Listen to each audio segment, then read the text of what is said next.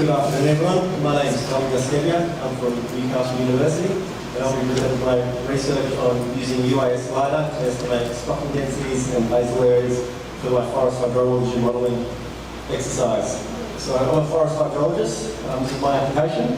I've developed a hydrology model that uses forest growth as a surrogate for evapotranspiration. So the forest growth model applies basal areas and stocking density estimates, and when I couple that growth model with spatiotemporal rainfall, I get really good streamflow predictions. But we require streamflow estimates in ungauged catchments, and given how LiDAR is becoming more and more readily available, we're developing growth models using LiDAR. So this is my UAS component. The UAS components of my UAS rig. So spatial jewel, I use the main part and the validated part. And there's an onboard computer with a custom built circuit board built by Luma. So the main point that I want to get across with the pre-flight planning is that I work in very steep terrain. I needed the drone to fly with the canopy height, otherwise the distance of the drone from the ground would impact the point density. So I used aerial LiDAR to get a canopy height model, and then make sure that the waypoints for the flight plan were within 15 to 20 metres from the tops of the canopy. The main post-processing point that I want to get across was that I used two types of base stations. The triple base station was within the forest environment, so a lot of interference with the vegetation, and the signal resulted in very poor alignment of flight lines. So those colours are the different flight lines, whereas I got really good results using cause net data, which was within a 30-kilometre area from most flights. So the baseline was quite long and it worked quite well. So I had 43 flights all up. Out of those 43 flights, each one was about 2 hectares, about 3,000 points per square metre.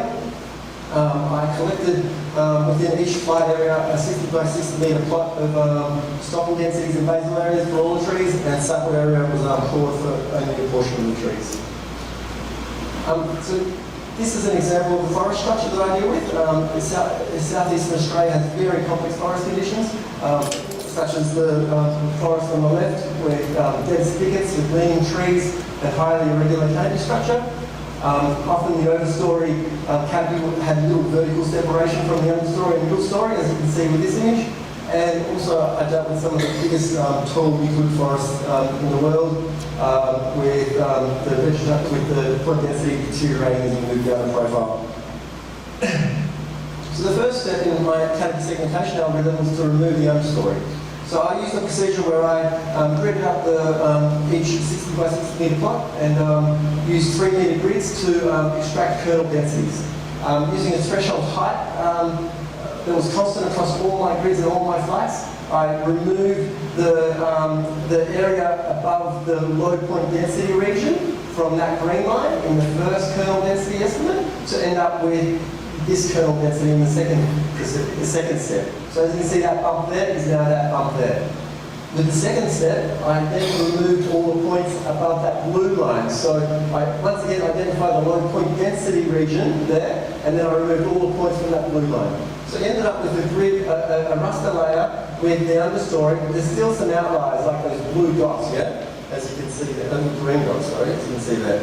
So those green dots are represented there. They're often the stags in the forest where there's no canopy for those stags, so the procedure in that previous slide didn't work. But what I did was I used a local maximum filtering procedure to identify those local maximas, fitted a Voronoi diagram through those maximas, and then identify those outliers that were significantly higher than the average raster value within each polygon. So once I removed those outliers, then I ended up with an understory layer, which is quite heterogeneous, but quite well captured. As you can see here, the overstory layer is just presented there to give you an indication. So there's a few more examples of the understory output. So once I removed the understory, I needed to then segment the canopy structure. So I used a procedure that sliced the vertical profile of the vegetation, and in each slice, the novel thing that I applied was a watershed algorithm within each slice using the point density of the points within that slice. So within each slice, I have all these watersheds, and then the maximum density value of that watershed gave me the center of that cluster.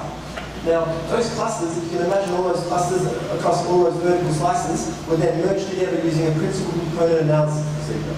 So that involved using a directional vector of the first principal component of the 4 slices below the subject slice to identify the direction of how those centroids line up. And if there's extra centroids that line up with that principal component line, then they're assigned to that principal component cluster. If there were 2 centroids assigned to that cluster, then I have a branching mechanism to then apply that PCA procedure to each one of those branches. So you end up with a really good clustering of those watershed clusters into PCA clusters for the lower part of the vegetation, but the top part of the vegetation is poorly represented. So as you can see here, you can see those stems nicely clustered, but then in the upper part of the canopy, because eucalypts have branches that are clumped and irregular, I needed to apply this procedure, which involved identifying the stem clusters and separating them from the non-stem clusters,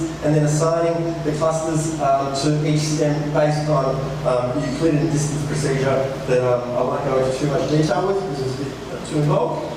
But these are the results. Now I'm dealing with extremely complex forest conditions, and I've collected data across 43 sites, and in the worst case scenario, 3 sites had true positives of between 70 and 75% of the trees.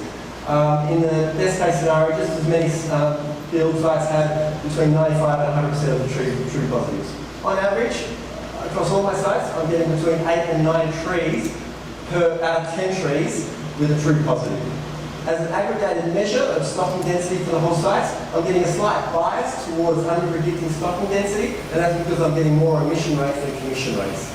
The F score is over here, and that's a representation of the overall accuracy with consideration for emission rates, commission rates, and true positives. And for the conditions that I work with, keeping in mind that this algorithm uses a constant, all its parameter values are constant across all the sites.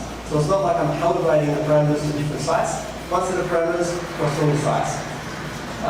So as a percentage of basal area, emission rates are about 8%, commission rates are 5%, and this figure here, bar plot, shows that the emission rates become more common as you enter the more dense forest. So at this end, it's 1,100 trees per hectare, so I'm missing about 50% of the trees under those circumstances. So to go into the basal area predictions, so I'm going to get some water first. I needed to identify the structural attributes of each one of my clusters. And then those structural attributes were related to the basal area and sapwood area measurements in order to predict basal area. So the most important attribute that I thought was really important to characterize is the canopy base height. So if you can get the canopy base height, then you can get this canopy volume, canopy length, canopy area at the highest, or the canopy height at the highest area of the canopy, and all sorts of other characteristics that might be useful in predicting basal area. So now, there's one other thing that needs to be mentioned before I demonstrate the basal area predictions. I want to outline that, yes, all the parameters were constant across all the flights, but there were 2 parameters in the shuffle complex evolution optimizer that determined whether a cluster was a tree or a fragmented bit of biomass. Now, it was almost impossible to assign every bit of LiDAR to a stem, and you always end up with these hovering fragments that needed to be removed. So the 2 parameters that we used was that effectively the tree needed to start from a low base, so I had to have a minimum Z value, and it also needed to have a large Z range, so it needed to be long, just like a tree. If I can predict those 2 parameters, which are site-specific, using the tree attributes, then effectively I've got a model where I can fly in a new site tomorrow, run the algorithm, use these 2 regressions to predict those 2 parameters, and yeah, I've got my stocking density. And those explanatory variables are very intuitive, and I was very happy to find that they were the ones that were predicted. Now, there are other ways of predicting my stocking densities, even though I'm quite happy with it, but they will improve my basal area estimate. So I think it's important to really try and milk it for what it's worth. Effectively, the algorithm systematically removes the low point densities as I move through the procedure. And those low point densities, which I consider as noise, are actually have quite a strong signal in where some of the most dense clusters of small trees are. But by identifying them, I'll also improve my predictions of the canopy structure of its neighbouring tree, which is eating into the canopy of that stem, of those stems. But also, see this tree 5212, that's in a very tall eucalypt forest, and it was actually considered to be missed because it started too high up the canopy profile and it wasn't long enough. But as you can see down along that line, there are these red dots that suggest that there is a signal there. And that's because of these two parameters. It needs to start from a low point and it needs to have a high Z range for it to be considered a tree. So if I can actually exploit that information in the low density points, then I can improve my algorithm most certainly.